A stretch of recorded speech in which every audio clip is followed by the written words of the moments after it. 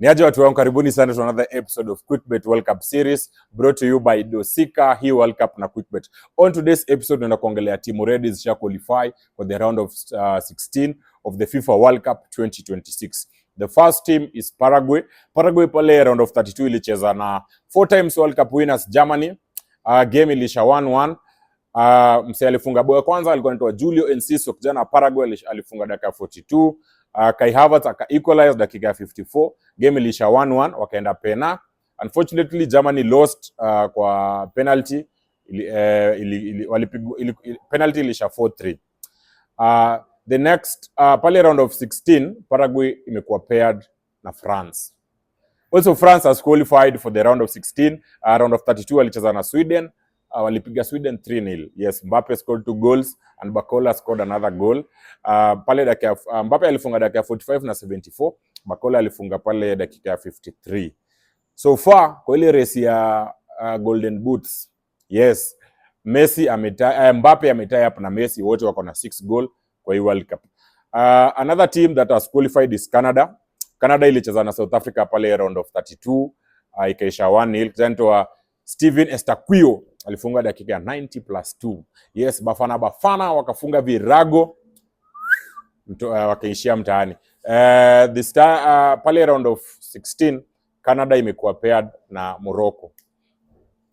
Morocco imequalify, ilicheza na Netherlands. Yes, sasa na Netherlands pale. Game ilisha 1-1. Mse Cody Gakpo manze alifunga bao ya kwanza.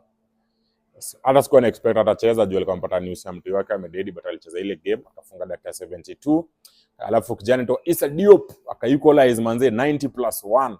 So ile game ikaisha 1-1. Unfortunately for Netherlands pia walitolewa kwa penalties, penalty ilisha 3-2. Yes, so kwa round of 16 Netherlands Morocco inaenda kupatana na Canada.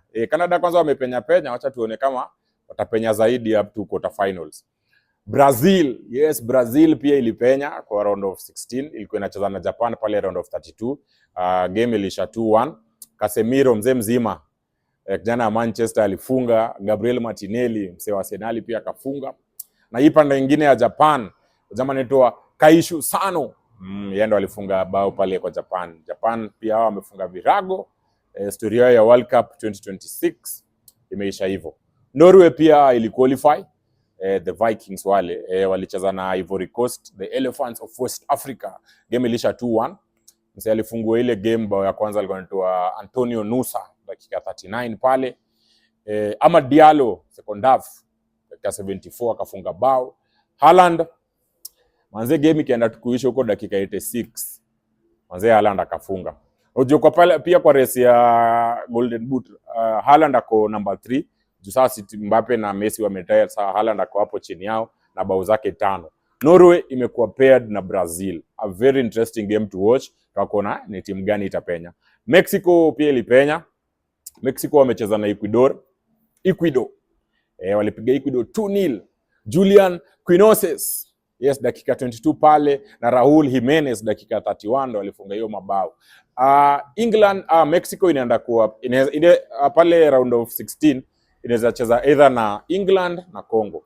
Hiyo game ya England na Congo ni leo siku. The Three Lions versus the Leopards of Central Africa. Buda, hii game inaenda kukua moto.